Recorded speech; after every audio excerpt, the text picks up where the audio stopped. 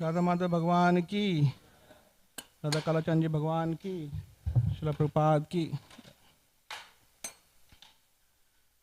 ओम नमो भगवते वासुदेवाय।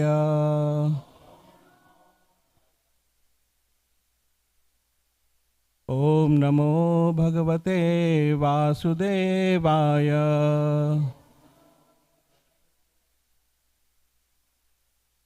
ओम नमो भगवते वासुदेवाय।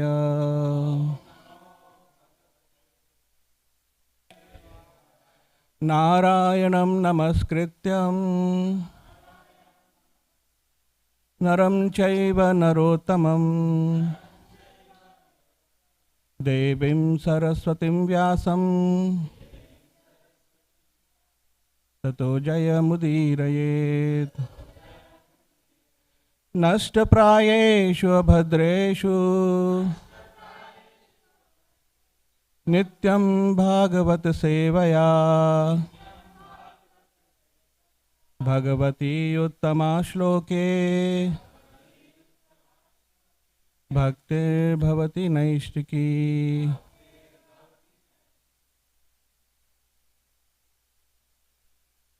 Hare Krishna, everyone. I'm Nand Kumar Das. Mataji said to introduce myself. So today, Braj Vihari Prabhu is supposed to give class, but he has very hectic schedule. So that's why I had to come. So sorry to disappoint some of you who came for his class.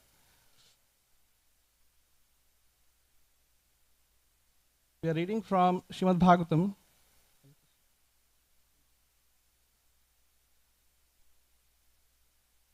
Reading from Srimad Bhagavatam, Canto 8, Chapter 5, verse number 17 onward.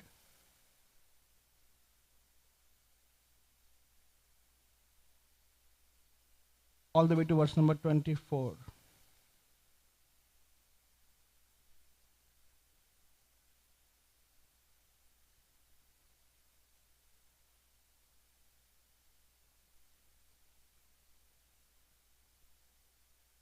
So we will read the translations for all the verses, and then we will go in detail for the verse of focus today, which is verse number 23. So can devotees help me with reading the translation? Reading from 17. Lord Indra, Varuna and other demigods, seeing their lives in such a state, consulted among themselves, but they could not find any solution. Then all the demigods assembled and went together to the peak of Sumeru mountain. There in the assembly of Lord Brahma, they fell down to offer Lord Brahma their obeisances. And then they informed him of all incidents that had taken place.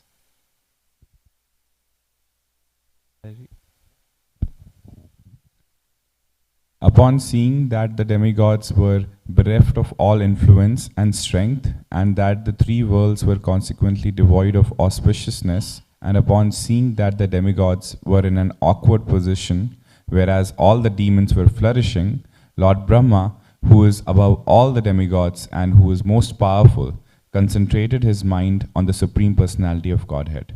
Thus, being encouraged, he became bright-faced and spoke to the demigods as follows. Lord Brahma said, I, Lord Shiva, all of you demigods and demons, the living entities born of perspiration, the living beings born of eggs, the trees and plants sprouting from the earth, and the living entities born from the embryos, all come from the Supreme Lord from his incarnation of Rajaguna, Lord Brahma, the Guna Avtara, and from the great sages who are part of me. Let us therefore go to the Supreme Lord and take shelter of his lotus feet. For the Supreme Personality of Godhead, there is no one to be killed, no one to be protected, no one to be neglected, and no one to be worshipped. Nonetheless, for the sake of creation, maintenance, and annihilation, according to time, he accepts different forms as incarnations either in the mode of goodness, the mode of passion, or the mode of ignorance. Now is the time to invoke the mode of goodness of the living entities who have accepted material bodies. The mode of goodness is meant to establish the Supreme Lord's rule, which will maintain the existence of the creation. Therefore, this is the opportune moment to take shelter of the Supreme Personality of Godhead. Because he is naturally very kind and dear to the demigods, he will certainly bestow good fortune upon us.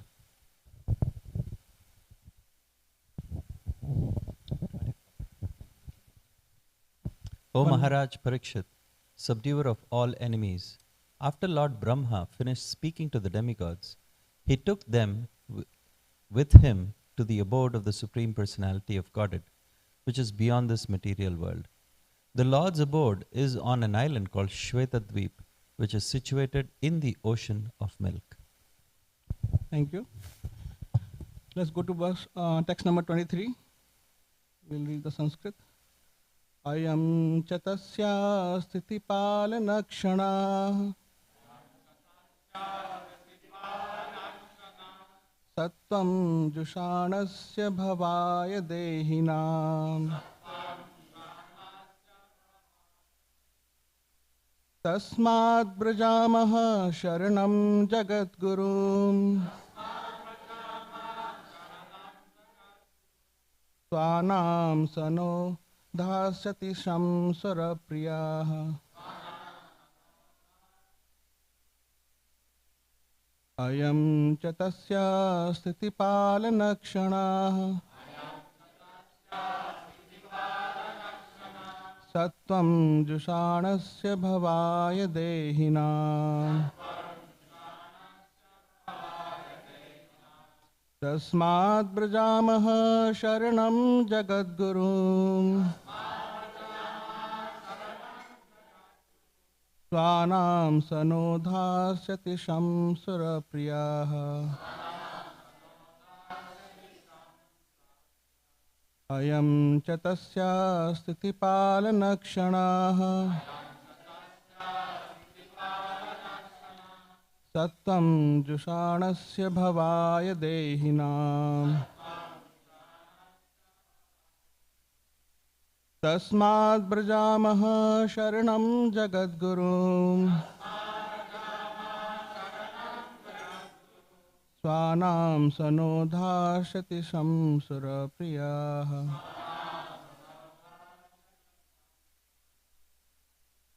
Please recite.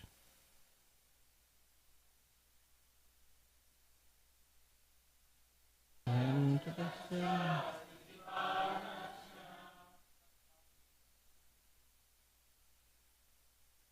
Sattvam jushanasya bhavaya dehinam Tasmad brajamaha sharanam jagadgurum Swanam sanodhasati shamsura priyaha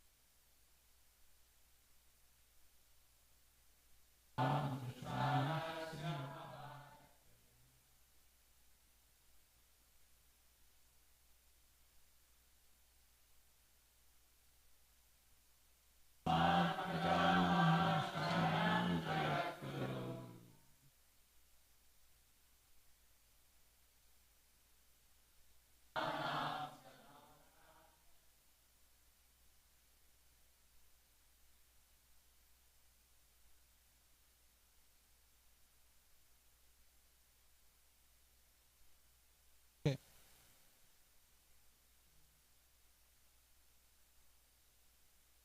Word by word meaning. I am this period, cha, also, tasya, of the Supreme Personality of Godhead, Sthiti Palana Kshana, the time for maintenance or for establishing his rule, Tattvam, the mode of goodness, Jishanasya, accepting, now without waiting, Bhavaya, for the increased development or establishment, Dehinam, of all living entities who accept material bodies. Tasmat, therefore, Brajamaha, let us take Sharanam, shelter, Jagat Gurum, at the lotus feet of the Supreme Personality of Godhead, who is the universal teacher. Swanam, his own persons, Saha, he the Supreme Personality of Godhead, Naha, unto us, Dhasati, will give, Sham, the good fortune we need, Surapriya, because he is naturally very dear to the devotees. Translation and purport by Srila Prabhupada. Srila Prabhupada ki jai. Translation. Now is the time to invoke the mode of goodness of the living entities who have accepted material bodies. The mode of goodness is meant to establish the Supreme Lord's rule, which will maintain the existence of the creation. Therefore, this is the opportune moment to take shelter of the Supreme Personality of Godhead. Because he is naturally very kind and dear to the demigods, he will certainly bestow good fortune upon us. Purport. I'll need some help in reading purport. Is it okay? Start.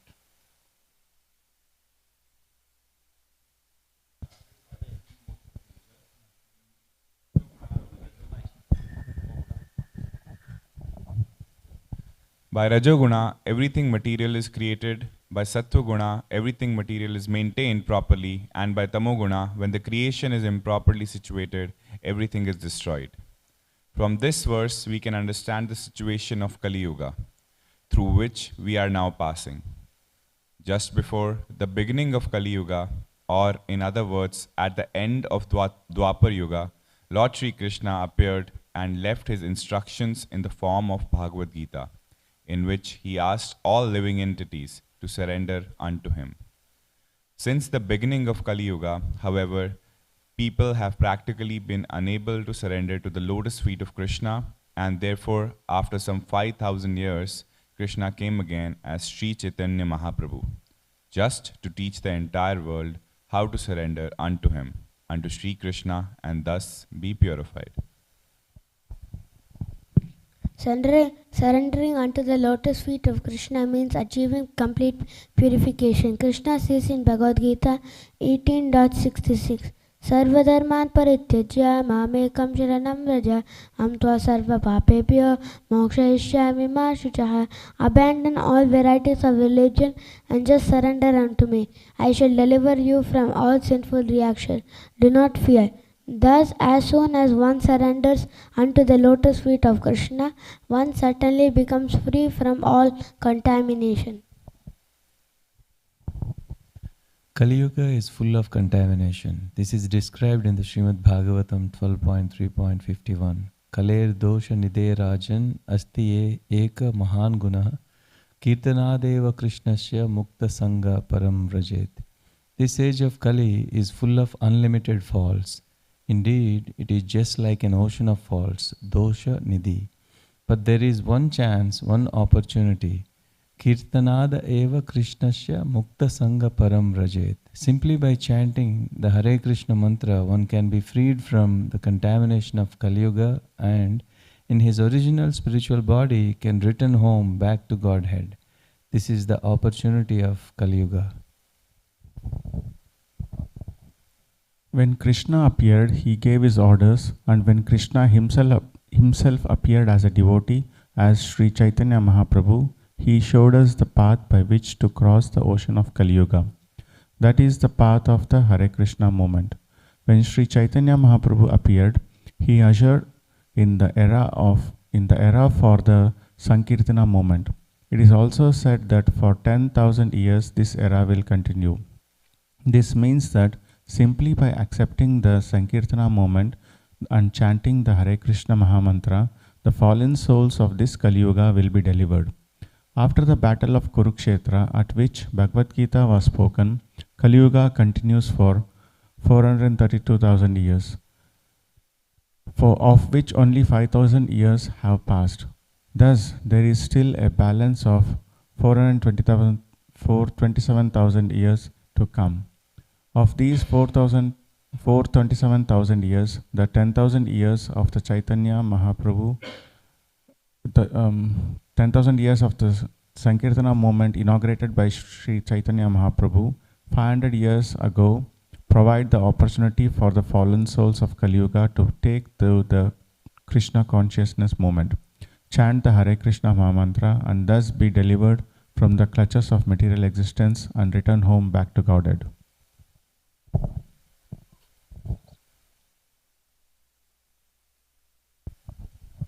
Chanting the Hare Krishna Mahamantra is potent always, but is especially potent in this age of Kali. Therefore, Sukadeva Goswami, while instructing Maharaj Parikshit, stressed this chanting of the Hare Krishna Mahamantra. Kale dosha nidhi rajan asti hya eka mahaguna kirtanand eva krishnasya mukta sangha param vajit. My dear king, although Kali Yuga is full of faults, there is still one good quality about this age. It is that simply by chanting Hare Krishna Mahamantra, one can become free from material bondage and be promoted to the transcendental kingdom. Bhagavad Gita 12.3.51. Those who have accepted the task of spreading the Hare Krishna Mahamantra is full of Krishna consciousness, should take this opportunity to deliver people very easily from the clutches of material existence. Our duty, therefore, is to follow the instructions of Sri Chaitanya Mahaprabhu and preach the Krishna consciousness movement all over the world, very sincerely. This is the best welfare activity for the peace and prosperity of human society.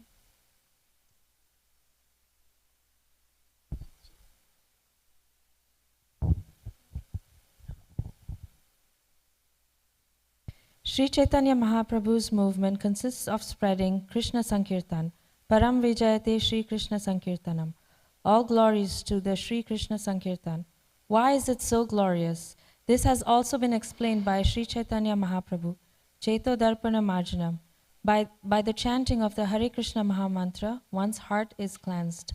The whole difficulty is that this age of Kali, there is no Sattva Guna and no clearance of the heart.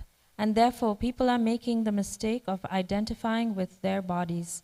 Even the big philosophers and scientists with whom we deal are practically all under the impression that they are their bodies. The other day, we were discussing a prominent philosopher, Thomas Huxley, who was proud of being an Englishman. This means that he was in the bodily concept of life. Everywhere we find this same misunderstanding. As soon as one is in the bodily concept of life, one is nothing but an animal like a cat or a dog. Sa eva go kara. Thus, the most dangerous of the dirty thing within our hearts is the misidentification of the body as the self.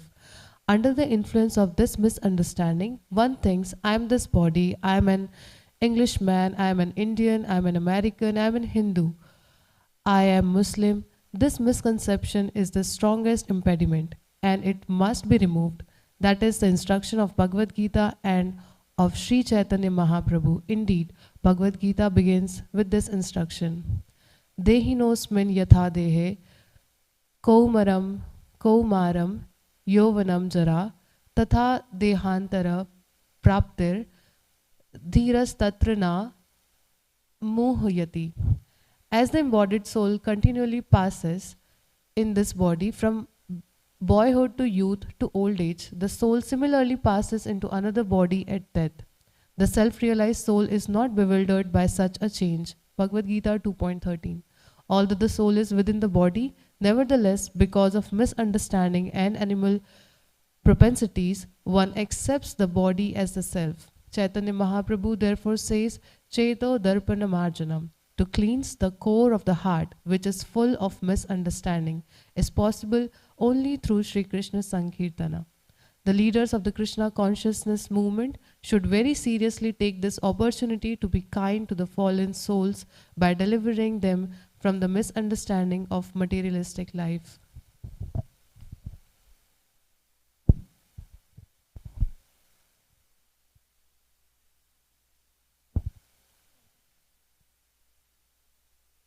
One cannot be happy in any way within this material world, as stated in Bhagavad Gita 8.16.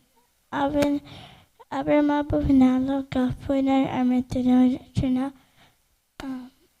From the highest planet in this material world down to the lowest, all are places of misery wherein repeated birth and death take place. Therefore, not to speak of going to the moon, even if one is promoted to the highest planetary system, Brahmaloka, there cannot be any happiness in this material world. If one actually wants happiness, one must go to the spiritual world. The material world is characterized by a struggle for existence, and survival of the fittest is a well-known principle, but the poor souls of this material world do not know what is survival and who is fit. Survival does not mean that one should die. Survival means that one should not die, but should enjoy an everlastingly blissful life of knowledge. This is survival. The Krishna consciousness movement is meant to make every person fit for survival. Indeed, it is meant to stop the struggle for existence. The Srimad Bhagavatam and Bhagavad Gita give definite directions on how to stop the struggle for existence and how to survive in eternal life. The Sankirtan movement, therefore, is a great opportunity. Simply by hearing Bhagavad Gita and chanting the Hare Krishna Mahamantra, one becomes completely purified. Thus, the struggle for existence ceases and one goes back home, back to Godhead. Hare Krishna. Om Ajnanatimirandhasya Jnananjanashalakaya Chakshurunmritam Yena Tasmai Shri Gurave Namah. Nama Om Vishnu Padaya Krishna Pristhaya Bhutale Srimate Bhakti Vedanta Swamini Namine. Namaste Saraswati Devi Gauravani Pracharine Nirvishesha Shunyavadi Pashadeshkarine. I request all senior devotees to please permit and bless so we can speak properly. The last verse, Sukadeva Goswami is addressing Parishit Maharaj as Arindama, the O subduer of enemies. And Srila Prabhupada gives the meaning of subduer of enemy.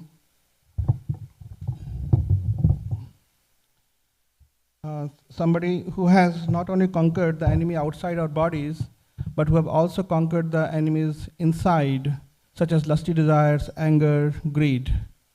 So before we discuss about the pastimes going on here, just a quick comment on how Parishit Maharaj is teaching us how to hear Srimad Bhagavatam. So Parishit Maharaj is cursed to die in 7 days, and this is the 8th canto going on. Probably 3 days have passed. He is listening, and his death day is coming near. But still, you see that how much eager he is. He is saying that he is not satisfied hearing about Lord. He wants to hear more details. So there are many moments when Sukadeva Goswami is simply just making a remark on some pastime and keep on going ahead, because he has to cover a lot of subject matter. So it's Parishit Maharaj who applies brake that, dear Gurudev, please stop here. I want to know more detail about this pastime. And because of his curiosity, because of his interest in the subject matter, we are blessed with knowing more details of all these different Bhagavatam topics. The Gajendra pastime, he just mentioned that Lord saved Gajendra. He is the one who asked, please tell more details about that.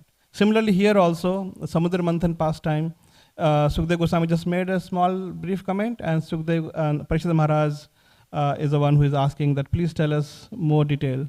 So if only we can have this mood of interest and this urgency to take shelter of Srimad Bhagavatam, the message of Srimad Bhagavatam, our life will be successful. So just Parishad Maharaj is showing an example that how we should hear Bhagavatam. Now a quick comment on overall what is going on in this episode. So all of this episode started with Indra offending Durvasa Muni. And it is said that if you offend great souls, then all the blessings that you have received will be diminished, will be removed.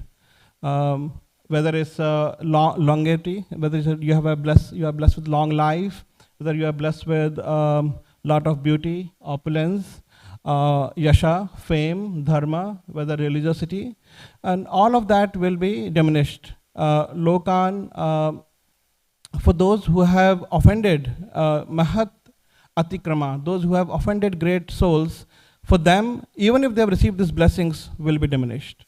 So Indra is in such an opulent position, and we can empathize with him that it's very hard to maintain a sane mind when you are surrounded with so much opulence, to always be in your, be aware of the tattva, be aware of what is your true position. There are many episodes. So Lord Krishna teaches us through the examples of Indra. So we should not think of him as fallen, but we can be grateful that Lord used him as an example to teach us how to behave properly. So there are many incidents when his guru would come and he is sitting on his asan, and he will not acknowledge Guru's presence. He's saying, okay, he can wait. Let me finish my entertainment and then I'll turn attention to him.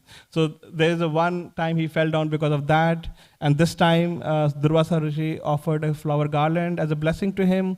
He didn't acknowledge the importance of that. He gave it to his elephant, and then elephant is, not much intelligence, so he trampled and then he got cursed.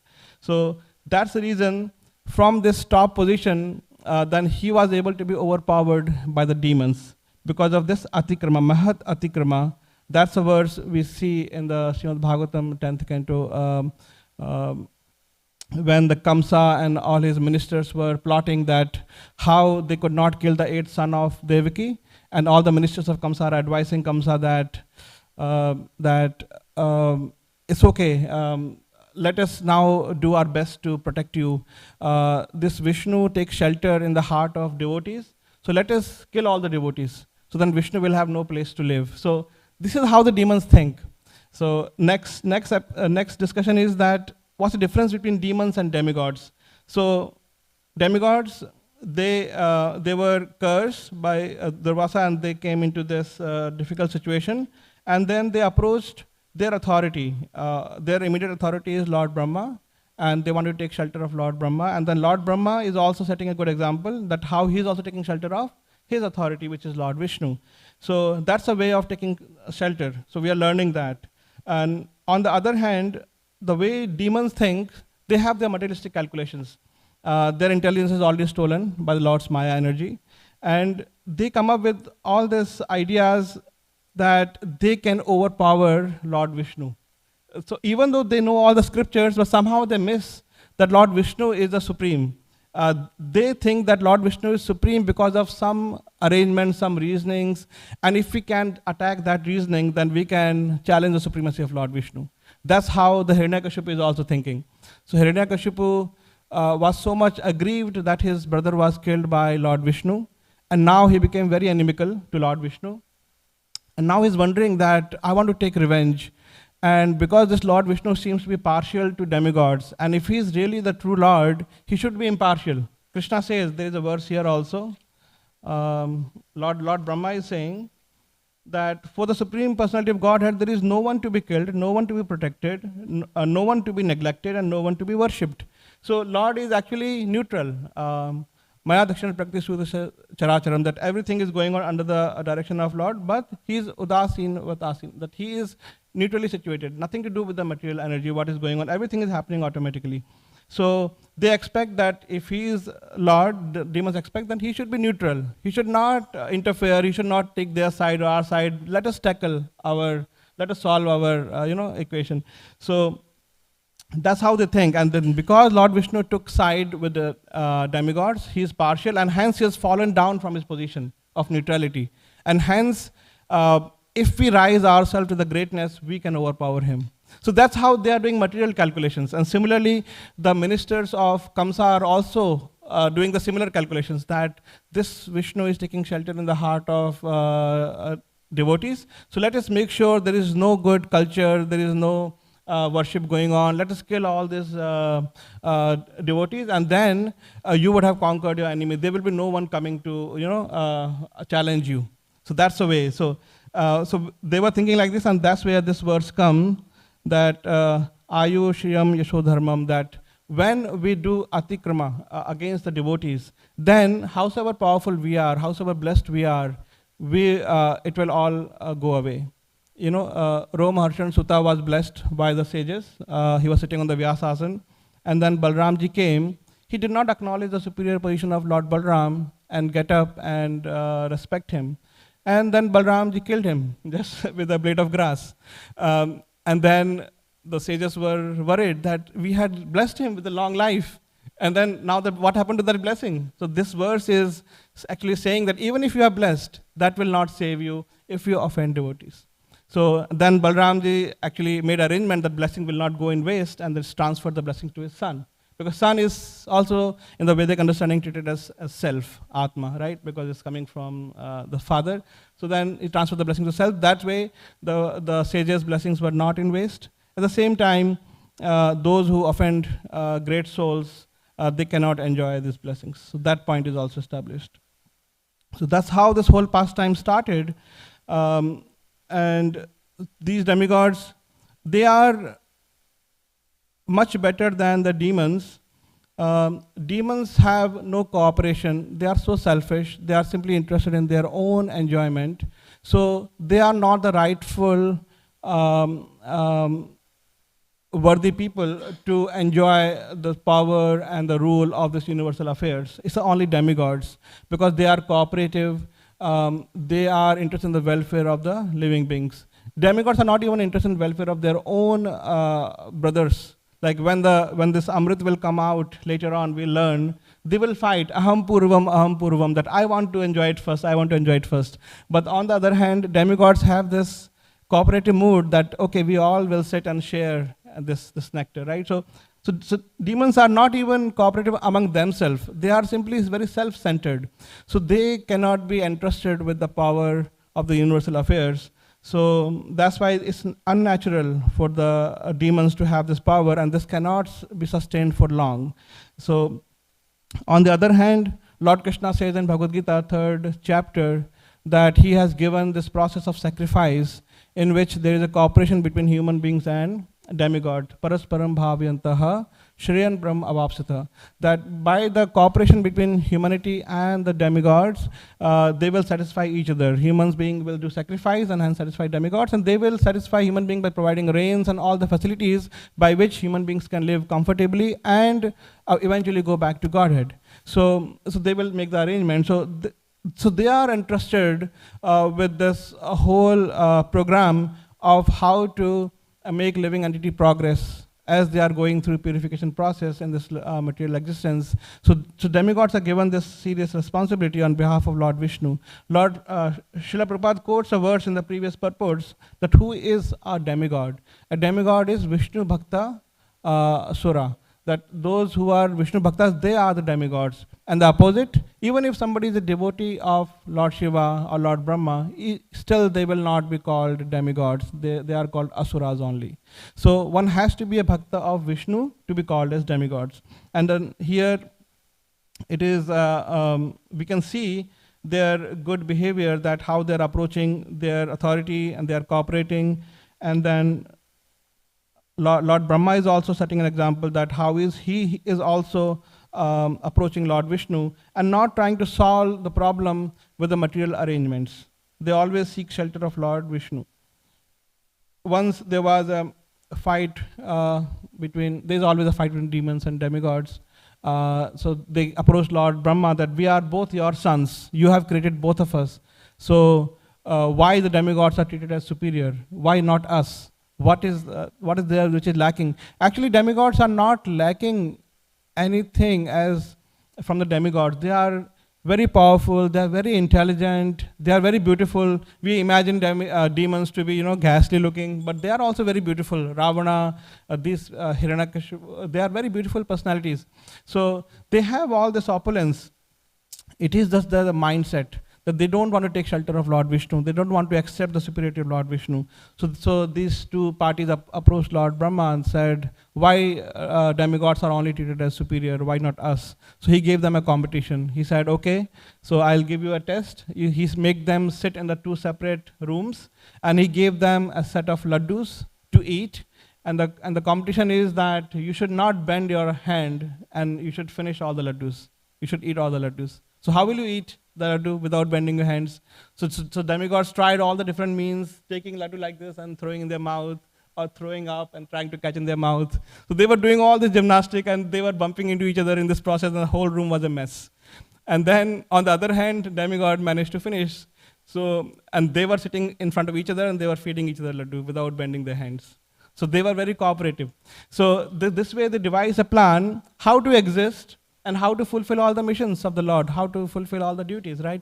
And then when demons saw this, that what mess they created, they understood that why demigods are considered superior. So it is a cooperative mood that is very important. And this is the mood of Vaikuntha, actually.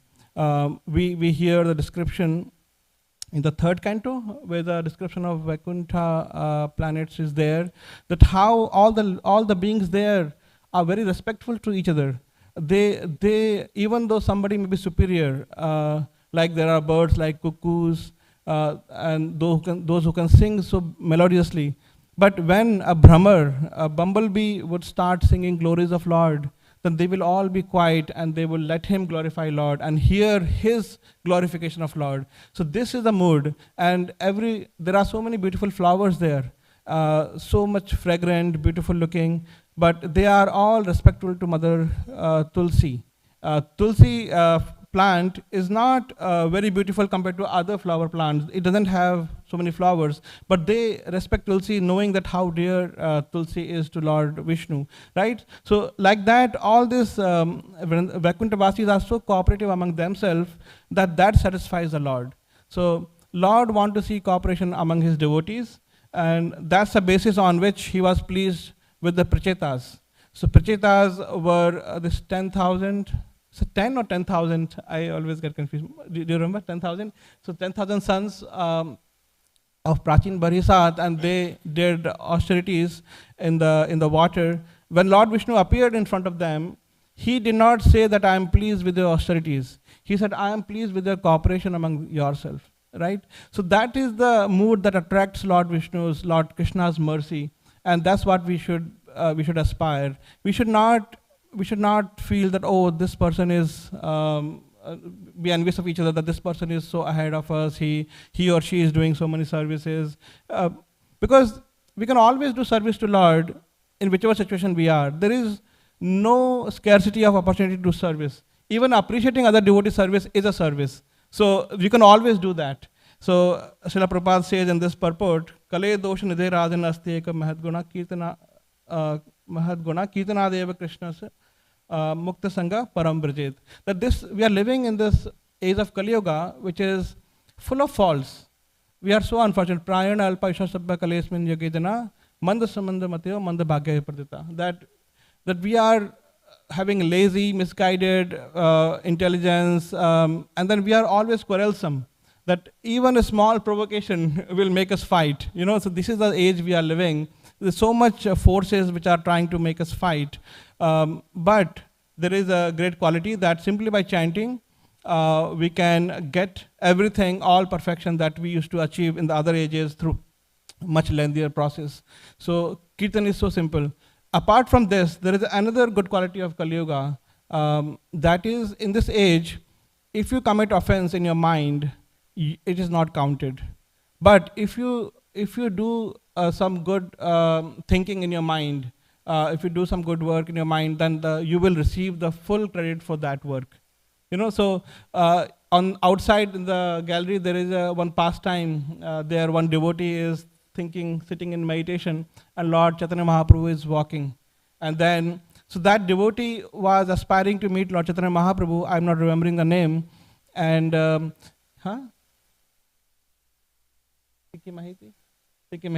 Yeah, so he wanted to see darshan of Lord Chaitanya Mahaprabhu and serve him, but somehow he could not reach where Chaitanya Mahaprabhu was there. So he sat down in his mind, he started making wonderful arrangements that I'm cleaning the pathway of Lord Chaitanya Mahaprabhu, I'm planting this nice flowers and the petals I'm spreading. And Chaitanya Mahaprabhu is actually receiving that, and he's actually experiencing that to honor the devotee's sincere desire. So ultimately, the true tools that we have to serve is not this body, it's not the gross elements, it's our mind, it's our consciousness that we can offer. Everything else is just this material energy that is getting connected. So there is nothing stopping that. If we have no facility, we can still serve Lord. There's an example of a devotee who was very poor and he wanted to serve Lord. So he also sat down in a meditation and he made elaborate arrangements that, I am I'm buying this bhoga, all this paraphernalia, I'm cooking wonderful bhoga for the Lord, and he was making this sweet rice for the Lord. And he was very attentive to all the details and cooking, and then when the cooking was done in his mind, he said, let me check it. And in his mind, he was putting his finger to check that it's done or not, and his finger got burnt, and he came out of his meditation and saw actually the finger was burnt. And Lord Vishnu in his Vaikuntha, he was laughing because he actually made it happen. So Mother Lakshmi ji asked, what happened? He said, I cannot live without this person. So immediately send him and then bring him back to the Vaikuntha. So Lord immediately arranged and brought this person because of his sincere desire to serve Lord. So that's the way. Lord is Bhav Grahi. And that's a plane at which real service is happening, in your consciousness. Everything else is simply a manifestation of sincere desire. So this Kali Yuga has this great blessings that we can just give donations in your mind if you're not able to. By the way, it should not become an excuse that, we will not give actual donation and just give in our mind. It should not. That's not the thing. It is that it should be sincerely done. If something is sincerely done in a mind, it will also manifest externally if you can. If you cannot, then that will suffice, the one in the mind. But if you can do an actual physical arrangement, then you should do that. Otherwise, it will be mithyachar. That you are doing and you are not actually willing to do. So that is the supreme blessings in this age of Kali Yuga. Another point is that this verse is speaking about this is the time to invoke the mode of goodness of the living entities. And when the mode of goodness is there, then the rule of Supreme Lord is established. So this material world is conducted by these three modes. Everything is made up of these three modes, right? We hear from the chapter 14 of Bhagavad Gita that this whole existence is permeated by the three modes, Sattva, Raja, and Tama. And these three modes are the templates of our actions, of how we respond. So if we are materially minded, we have to be acting in one of these three templates. If you are in mode of goodness, we will be more peaceful, we will have better knowledge, we will be more situated in happiness, not much hankering, and we will be able to understand what is what. That is a mode of goodness. The mode of goodness is compared to the airport from which we can take a flight to the spiritual existence, to the Shuddha Sattva. So mode of goodness is very important doorway to transcend this material existence. And that's the way the good fortune of everybody can arise by bringing everybody to the level of mode of goodness, so that they can with the sane mind they can take shelter of this process and then let Lord Krishna's mercy flow in their life.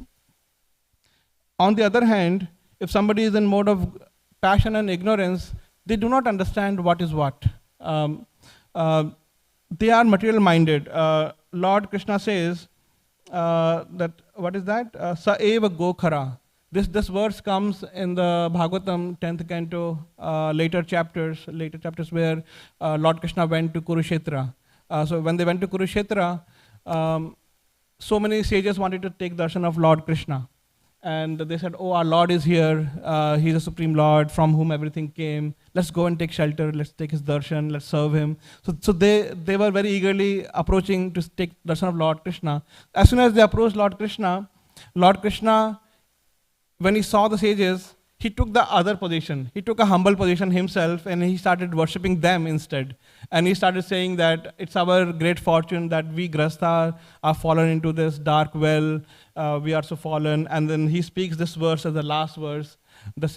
Yashatma buddhi karnapeti dhatuki, that anybody who accepts this material body made up of three dhatu, kapha, vata, pitta, and then anybody who accepts their family members, wife and children as their own, as if they will remain their own forever, and anybody who accepts their place of birth, bhaum ijaya, as a worshipable, we say India is our motherland, and it's like we worship our country, like here Americans, for the Americans, America. So when we have this kind of mindset that my land is worshipable, and then anybody who goes to the holy places just for taking bath in the holy water, salile, what is that?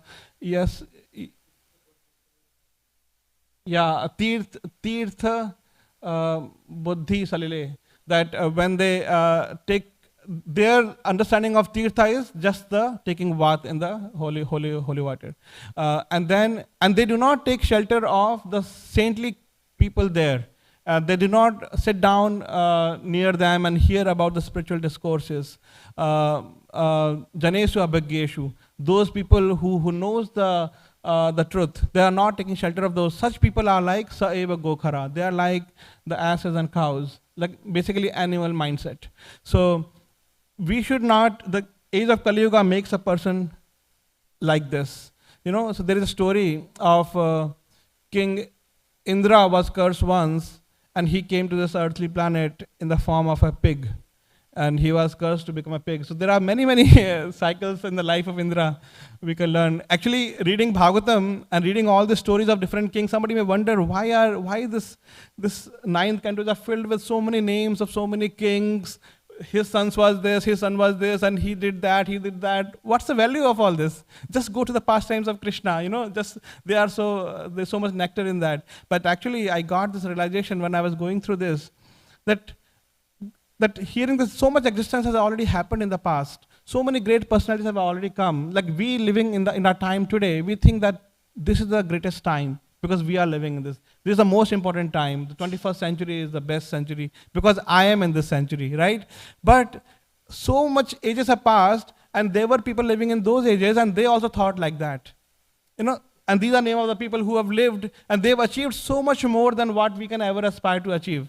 So just imagine, so there is nothing worth chasing, is what the message we should get from here, that they have chased all that, they've achieved all that, and they are gone. So what is there? The only thing that is meaningful is the bhakti of Lord, going back to Godhead. So that is the sublime, profound message is to be extracted by going through all these different names. And of course, they are meaningful because Lord Krishna takes avatar in those families. So that's why also they are purifying and meaningful. So coming back to the story of Indra, so Indra became pig, and then his curse period was over. Then Lord Brahma wanted to come bring Indra back to the heaven, and he came, Indra, please come and become a king again. He said, who Indra? I am happy. I mean, this is my beautiful wife, these are my wonderful kids, I'm living happily, I don't want to go anywhere. I mean, like if I leave them, what will they do? Like he's attached to their family, living in this dirty places and eating dirty things, and he is satisfied with that. So this is the way we can imagine that we are also becoming like this, that we are just trying to enjoy with this matter, small little happiness here and there, and then not interested in superior happiness which is available, superior available in the Bhu, Bhuvar, Swar, the higher lokas, and even beyond that in the Vaikuntha Dham and the Golok Vrindavan. There's so much superior happiness available. We have no idea. Param Drashta Nivartate. We have not experienced that. So when we experience, then we will be able to give away this lower taste. And that's why it's important to come in the mode of goodness, that we can experience this higher taste and then make progression further. There is also a story of a preacher trying to preach to some mine workers who work in this dark underground places, and he was saying that please read this transcendental literature, and your life will be successful. And then they ask, what will happen if we read this and go back to Godhead?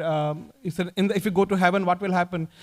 Is there a newspaper there? Can we have newspaper there? He said, no, there is no newspaper. Then we are not interested in going there. We are happy reading newspaper here.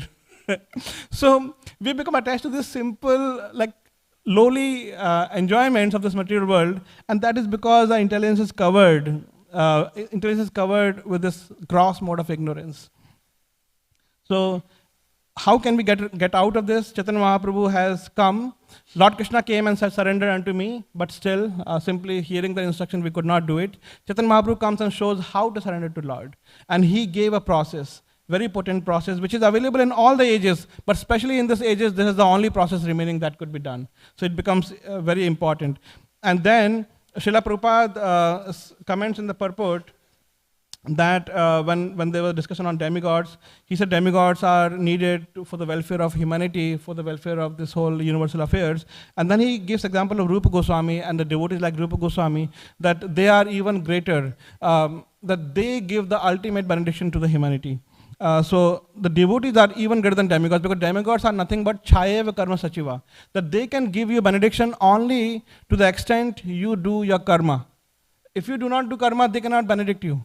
Like, you have to do your karma, and then to the extent you do your karma, to that extent they will bless you to the rewards. But devotee, on the other hand, they are sadhavo dina vatsala, that they are dina vatsal, they are very compassionate to the fallen people of this age. So they go beyond. So I was reading a book with the Prema Krishna Prabhu in a car ride. He was reading about Haridas Thakur, and in that, Bhaktisiddhanta Saraswati Thakur gave a commentary that what's the role of a preacher. The role of a preacher is to make a bridge between Lord and His mercy to the souls.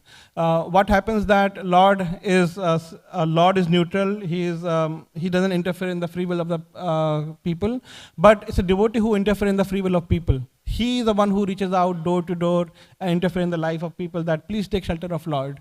And by doing that, and he prays to Lord with supreme love for the Lord and for the living entities. He prays to the Lord, and when the Lord sees that his devotees are praying for the fallen souls, then he becomes bound to reciprocate with that, and is willing to interfere in the free will of the people. Otherwise, he becomes neutral. So it's a devotee who breaks Lord's neutrality and forces him to interfere in the people's life and give them a little taste for this process. And when they get a little taste, then the progress is guaranteed. So that's how all the mercy of Lord flows through the devotees. And the Lord becomes, in a way, I should not use this word, handicapped to take help of devotees. Like, I'm using this very exaggerated word. He likes to glorify his devotee. He likes to take help of his devotees. So it's up to the devotees to render this service on behalf of Lord. And then devotees become the most dear to Lord because of doing this service, of reaching out to all the souls. So that's what Srila Prabhupada is writing, that this is the age of Kali Yuga, and this is a process. And we have to make sure that this process is made available to all the people on behalf of Chaitanya Mahaprabhu, on behalf of Srila Prabhupada, how Srila Prabhupada has shown how it is to be done.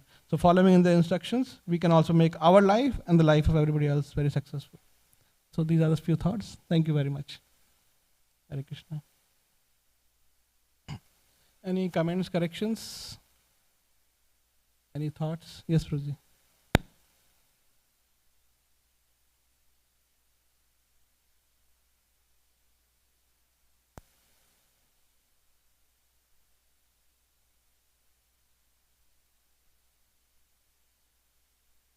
Mode of the devotees.